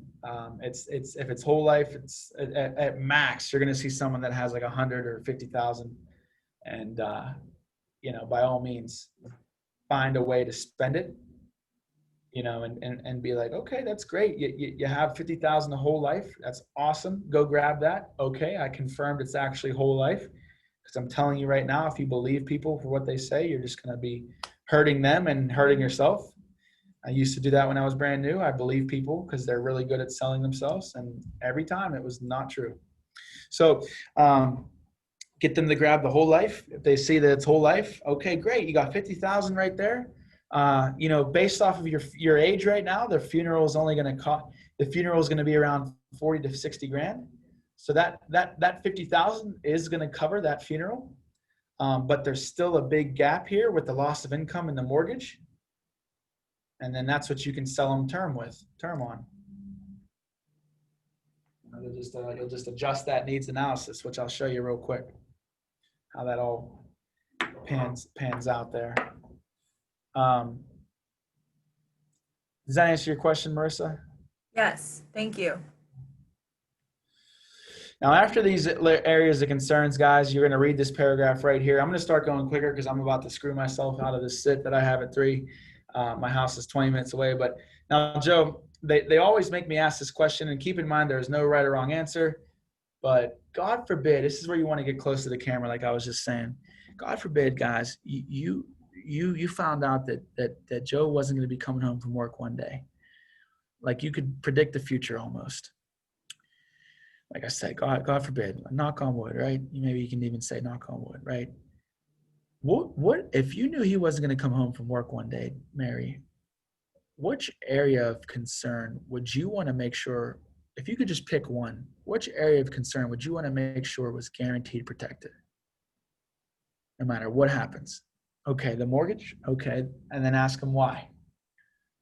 The reason we ask them why is because then they'll start to tell you, well, without the house, I don't know. I would have to go work a second job. I couldn't do it without John. And they start to sell themselves and scare the shit out of themselves, which is unfortunately the only way to sell life insurance. Because nobody, like I was saying before, we chase comfort. Those are some uncomfortable thoughts. And we don't think about those things not once in our day. That's our job right here.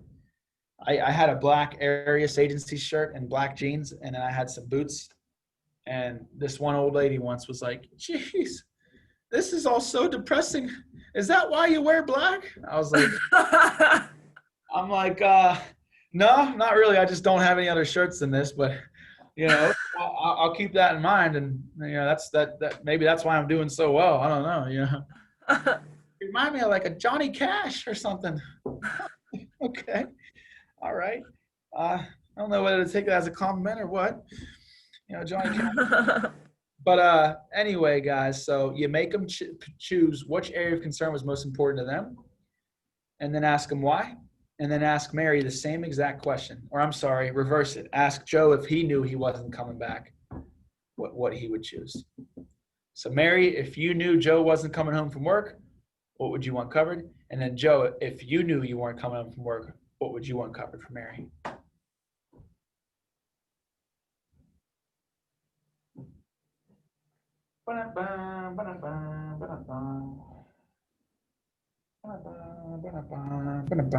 Okay.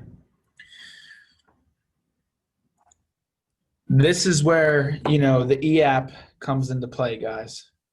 From this point on, we use EAP. If I were to pull up EAP right now, you guys are going to, like I said, you'll get set up with this when you get released. You should already have on your way to it being set up. Holy hell, 13 days. And then, keep in mind, it has to be updated every 3 days. So if you're in the field and you're offline and it's not updated, you're going to have to ask them for their Wi-Fi and update it like I'm doing right now. It'll be good for all you guys and girls that haven't gone through EAP yet. This is where the presentation starts. You're coming in, you're building rapport. How you doing today? Great. Joe and Mary, family around. Nice home. How long have you been in here? Even if you're already set up, just pretend like you're doing something, because the last thing you want to do is say that you're real busy. And then you come in and you're like, how are you? How you doing today, Joe? I'm here to talk with my hands in my lap. Why does it say shut down? It's weird. Probably because I got like 10,000 things running on this little surface. Let's try this again. Sales, Tommy Vina. No, not Tom Williams. Tommy Vina.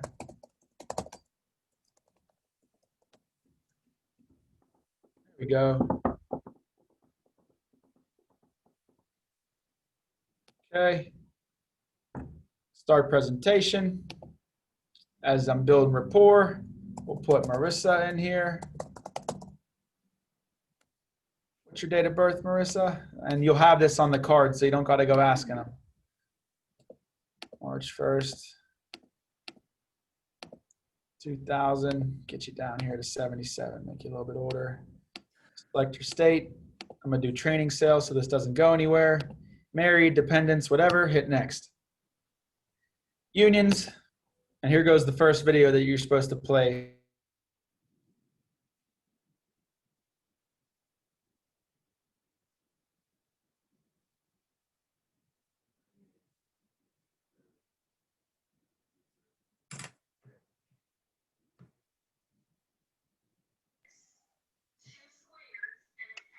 Hey, for once it's not Devin that's frozen.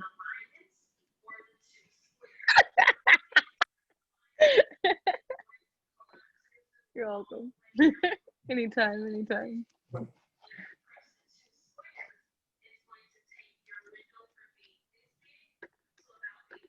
Where'd he go? There you go, Vince.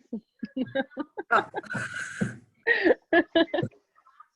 Oh, no, we're still in the Chinese versions of the video.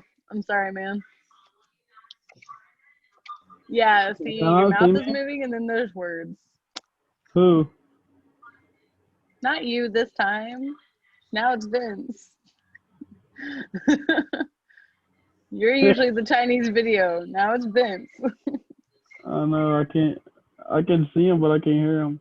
I know, it's like, and then he'll mouth something. You gotta mute it. Like it'll show. All right. There we go. Yay! Yeah. E-app is like controlling everything. When did I get cut off? Like Right when you were trying to start the e-app. right when you wanted to, right when you had done and start video or whatever. Yep. Did you see that your union has entered into an Did you see that? No. Well, that was the first video. It's like our commercial. It's on the script. It's like what you play to kind of let them know who we are and who handles their benefits. Let me get back to screen sharing with this difficult app here. The next video is it's a video about how we like to give back, and for every person that you refer to us that needs a career, we'll go ahead and give them a call, but you gotta donate a canned food item. It used to be like a canned food good thing we would run, but I just skip it. That's the second video. Then if you're not able to sell the no cost benefits that well, these videos will sell them for you right here. Skip. Due to the value overwhelming need. That's just saying, who would you like to sponsor into these no cost benefits because they were so great. This is after you've presented a no cost benefits. Continue. Here's the sponsorships that you can put in. Don't have to be in the union. Now it's saying since birth, you love your family. There's a lot of problems, and we're about to help out with those problems, and we're about to, show you some life insurance. Pretty much is what that video says, in a very well-versed way. Now, guys, up top here, you have to enter their information for the discount card. So what you want to do right here is just put in their email. And this is right where we left off on the script. This is right after the area of concerns.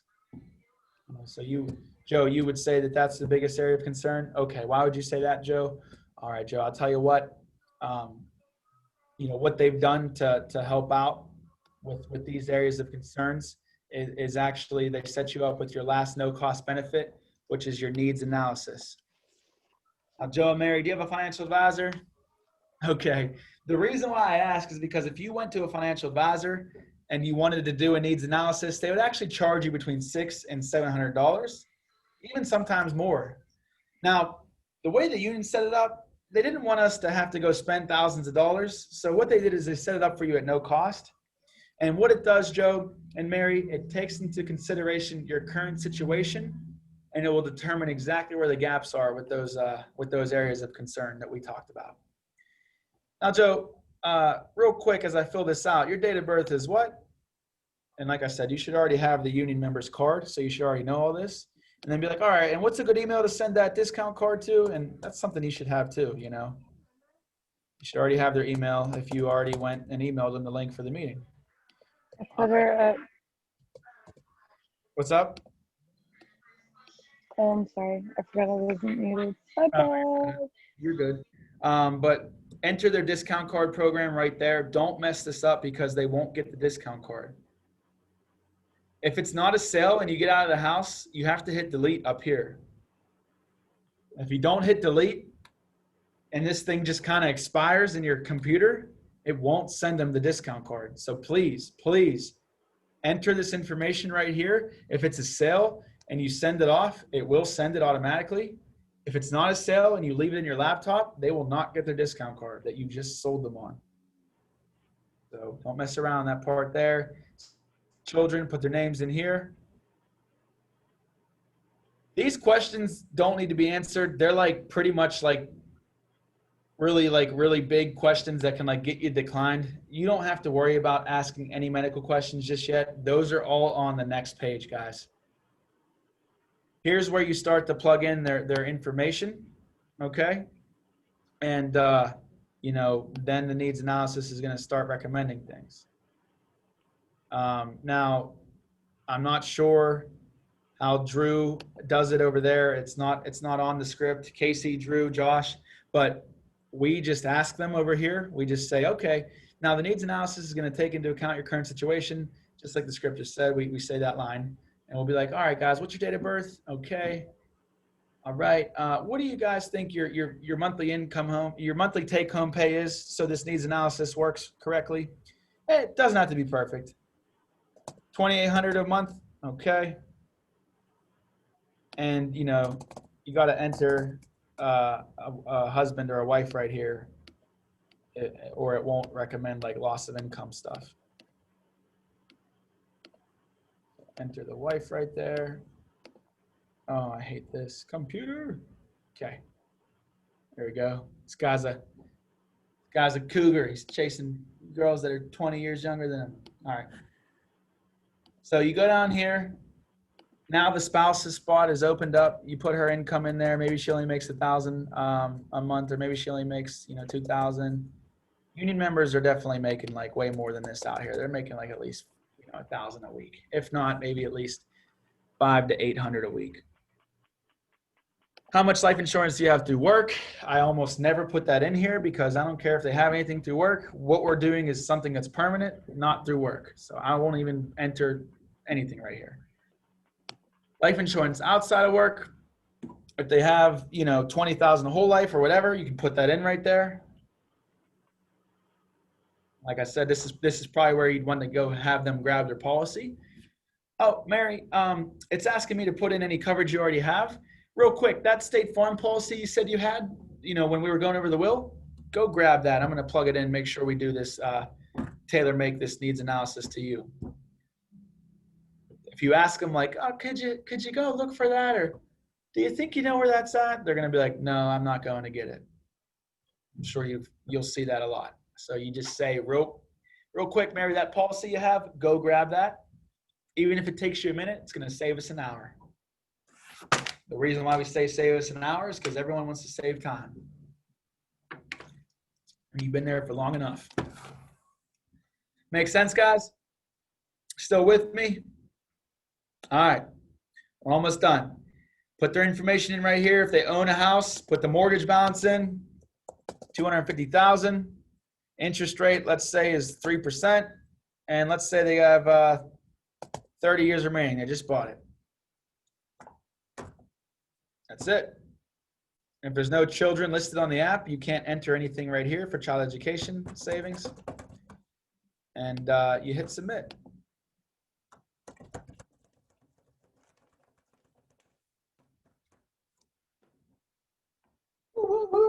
computer.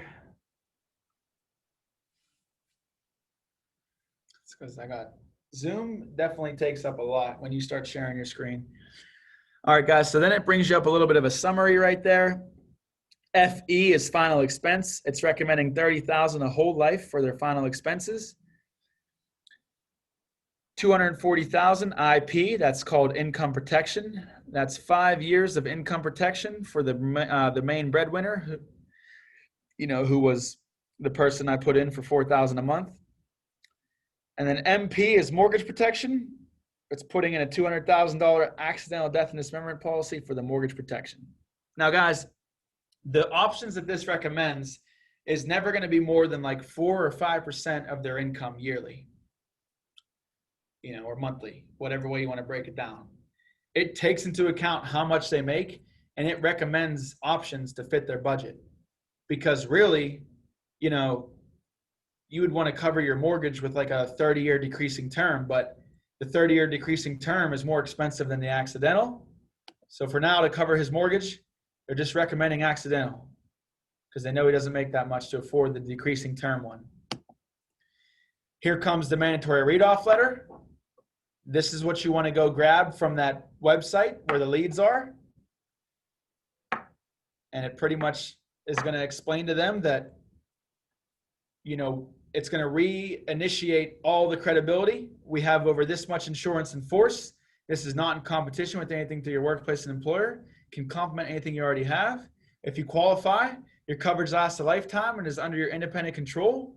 Once the program has been explained to you, we'll show you agree with the many participating members. One of the most valuable programs you've ever seen. There are several benefits available. Please take a few minutes to listen to me and a representative who is visiting you. If they can help you with your needs in this area, we ask that you please take advantage of it today. If not, we'd like your feedback. The reason we are asking you to make this decision today is we have several thousand families requesting our programs, and we can only visit each family one at a time. We appreciate the opportunity to serve you and your family today. Right? So don't really use this generic one unless it's like a will kit or a child safe kit. If it's a union, go grab the union one. That one's like real specific to their union. A lot of cool stuff in that one. After you read that, you're going to do your so basically, guys. Before I go any further, Joe, I have to read this mandatory letter. It just explains the application process, and then you read this so basically paragraph right here. And what this so basically paragraph does, it proactively beats somebody telling you that they want to think about it. Or can't I just call you back? Can I just call you back? Aren't you going to be in the area next week? Can I think about it? Can I call you back? No, Joe, like your letter says at the very beginning of this meeting, like that letter just said right there, and like I just said right here, no, Joe, no, you're wrong. I'm kidding. So it's pretty much just like you're beating it into their head that, we got to make this decision today in fairness to the other members waiting to enroll. The more like nonchalant you can read this, and the more professional and union you are when you come in, the more your presentation makes sense, the better they're going to take this. Now, if they tell you right here, well, what if I don't want to make that decision today? Or I don't need any coverage. Okay, no problem, Joe. Like I said, the needs analysis is actually going to be able to determine whether you need something or not. And, it's completely up to you what you want to do with the benefits. It's just my job to show you what you have available to you, okay? Well, I don't want it. Well, I get it, Joe. And they don't say this stuff. I'm just giving you guys examples. If they don't want it, tell you what, Joe, you really, how can you know you don't need something you haven't even seen yet? You know what I mean, Joe? Yeah, you're right. Okay, so let me just show you this real quick. And then if you, like I said, you can do what you want with the benefits. Whether it's a yes or no, it's going to be a no-brainer. That's the good thing about these benefits. You'll know one way or another if it's going to fit a need for your family. Big smile, it says, right? So then, guys, you'll go into the videos, okay? Like I said, you can sell the need in the list of concerns, or you can choose to do the list of concerns really quick, and you can choose to sell the need right here using the videos as it plugs in the number and shows them what they need. Okay, So it's up to you. It's however you're being taught. But here's the final expense The warmth video. of family is one of the most beautiful and valued things in life. For this reason, saying goodbye to a loved one can Not going to bore us with that video, but I promise you it is very, very powerful. And then it also sells the Freedom of Choice certificate. It sells the Freedom of Choice, what the Freedom of Choice certificate does, how it takes care of the funeral. And then it says for this, so this is when you go back to the script and you plug it in. All right, guys. So, this is before the video, right? You'll be like, the first concern the simulator found was like we were talking about before. It's those funeral and final expenses. So we're going to play a quick video to see what your need is for the final expense. Play that video. Come back out. All right, guys. As you can see, at some point, your family will have to deal with this concern. And I don't know if you've ever had to plan a funeral for a loved one, but it's not easy. And I'm not sure. Do you know what the average cost of a funeral is these days? Oh, I mean, my mom just got buried last year. It was like 15,000. Yeah, exactly. Spot on. 15,000. And that's why, like I was saying before, guys, that was their biggest area of concern was we just don't have that kind of money laying around. And if you did, for anything like me, we definitely didn't set it aside for our funeral, right? Right. So, however, because of inflation, what the needs analysis is recommending is a $30,000 policy, or I'm sorry, like you'll say it's recommending $30,000 in our funeral and final expense coverage. And then what's been set up to take care of that is the Freedom of Choice certificate. And,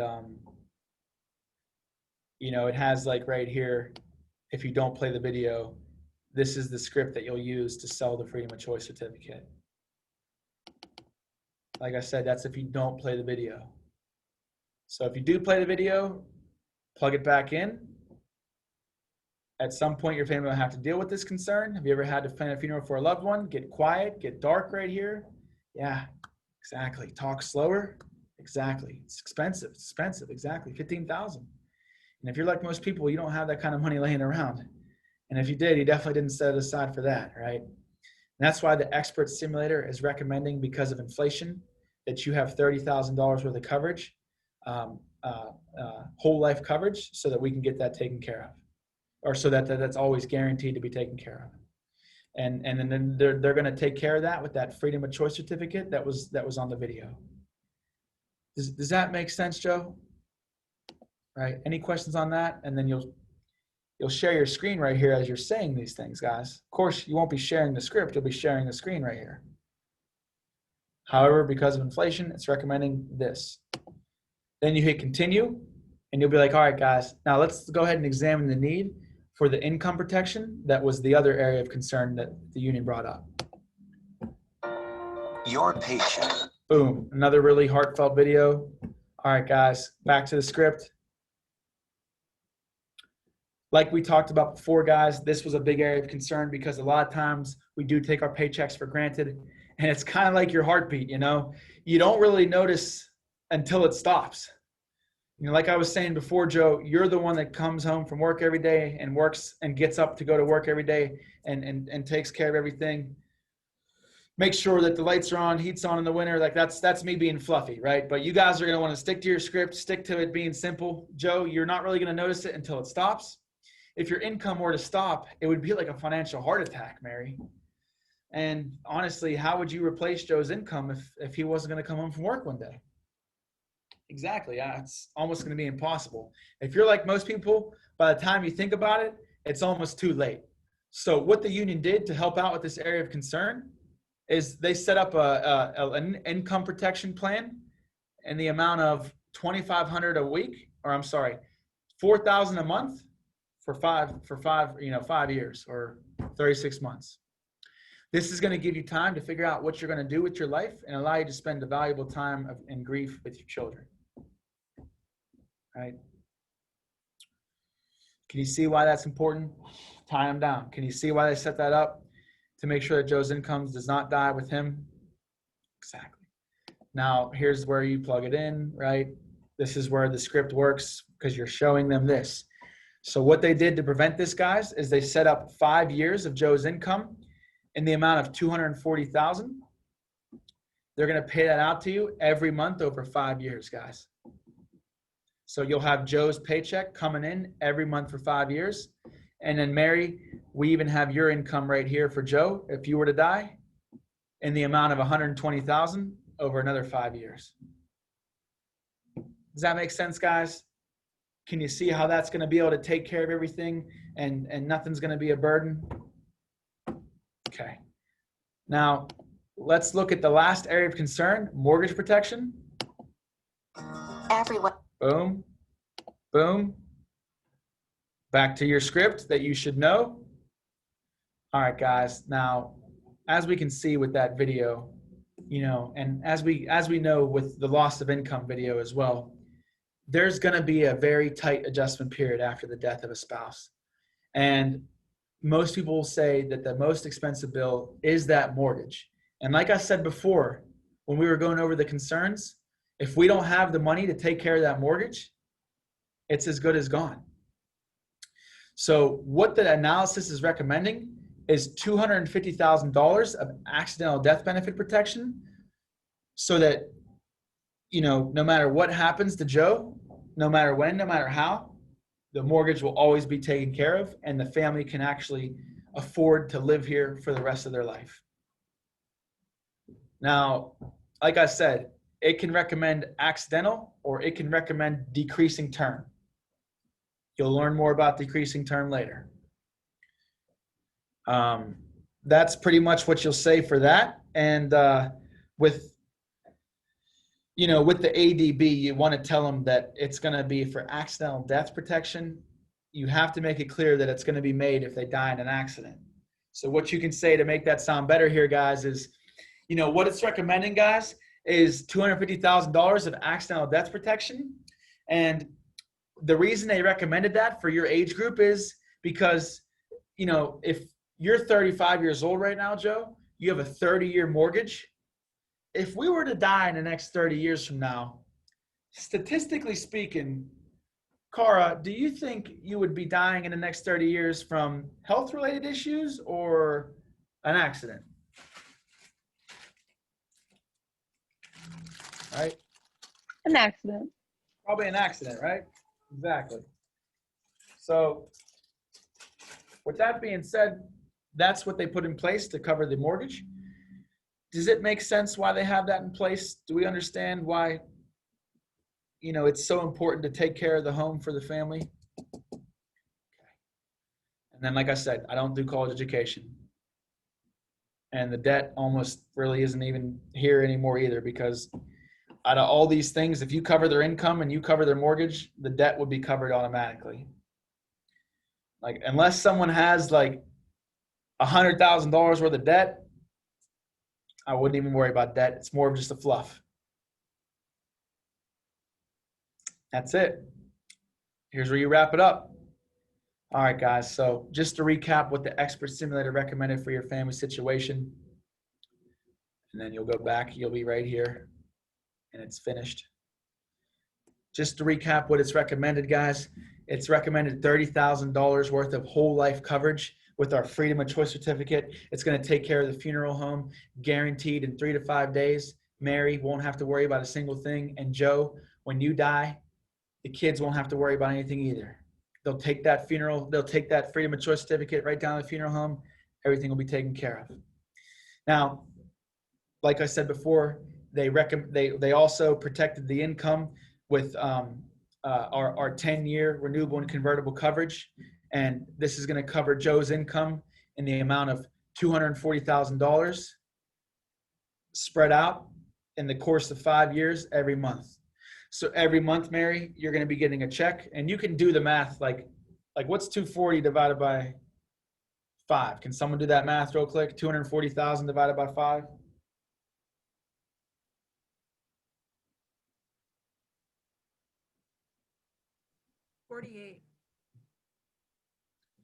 $48? Yeah. 48,000? Wait, you said 240, right?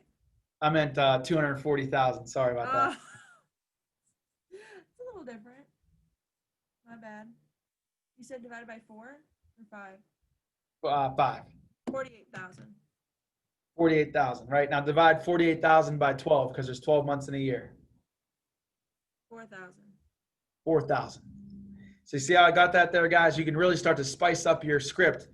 Now, guys, what they're recommending is for the income protection, they're going to be recommending 4,000. They're going to set you guys up with $4,000 a month for 5 years straight to replace Joe's income if something were to happen to him.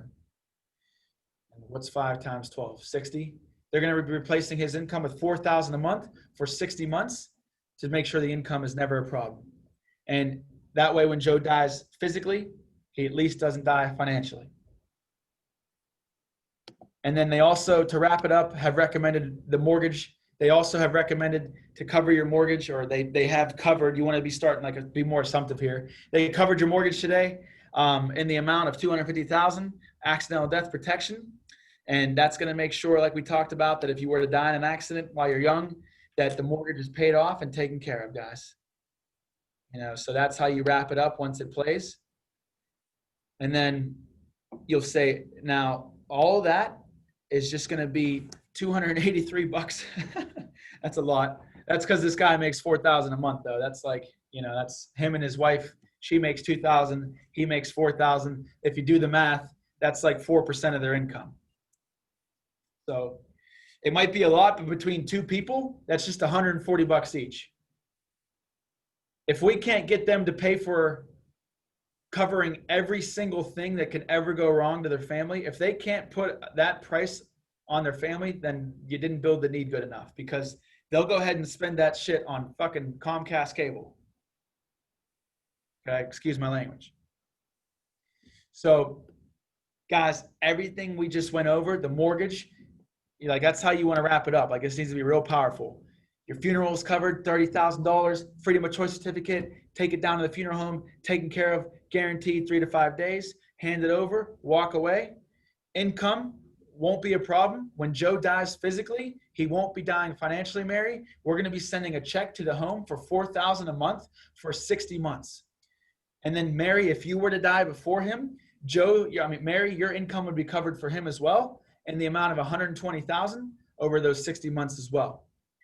And now the mortgage is also going to always be taken care of for $250,000 in accidental death protection. The mortgage will never be a problem. It will always be taken care of, and the family will always be able to stay here where they started. Guys, you're going to be able to get all that for just $140 a month for you, Joe, and $140 for you, Mary. Or you can start to get real slick, and you can say shit like, what's 280 divided by 4? 4 times 6, 24, 7. It's like $70 a week. Break that down into both of them. What's $70 divided by 2 people? 35. So, Mary, you're going to have all this. It's going to be $35 a week for you, Mary. $35 a week for you, Joe. Is that comfortable for you? Okay. If you're getting no's, if they're I'm not sure. Okay. Well, here. Why don't we go ahead and just, we can adjust. One of the biggest things we do for our clients and our union members is the biggest thing is just getting your foot in the door during this enrollment period, because we just don't come around too often. So let's make sure we can adjust this down to something comfortable. That way you can get your foot in the door today, and later on you can always call us to raise it up. So let's go ahead and just start with your income protection, Joe. And honestly, statistically speaking, Joe, the men always die first. So let's go ahead and just start with your income protection and take that out of there. Let's recalculate. $245. That knocked $35 off. Or Joe, why don't we just, and then you'll know, I don't use this needs analysis like this. So I didn't really know how much that was going to take off, but you'll start to get used to it. And your first move right there would have been take her off and lower him down to 3 years. That will probably do a big difference. 3 years. I don't know why it won't. Oh, there. Recalculate. There you go. Boom. Down to 194. Now, Joe, that's just $90 a month for you, $90 a month for Mary, and everything we talked about is still covered The income is still covered for 3 years. Both of your funerals will always be covered no matter what, guaranteed for life. And the mortgage is still going to be covered as well for the family. Now, it went from 284 down to 194. That's just what, like you can say that's just $50 a week between the two of you guys together, $25 a week between the two of you. Joe, that's an hour a week of your paycheck to set aside. Joe, would you agree that setting aside an hour of your paycheck every week is worth covering everything on this needs analysis? This is now closing. So this is, adjust. If you gotta, take her off the funeral, leave him and his funeral and his income on there, and tell him that we'll get married later. And this thing will really go down.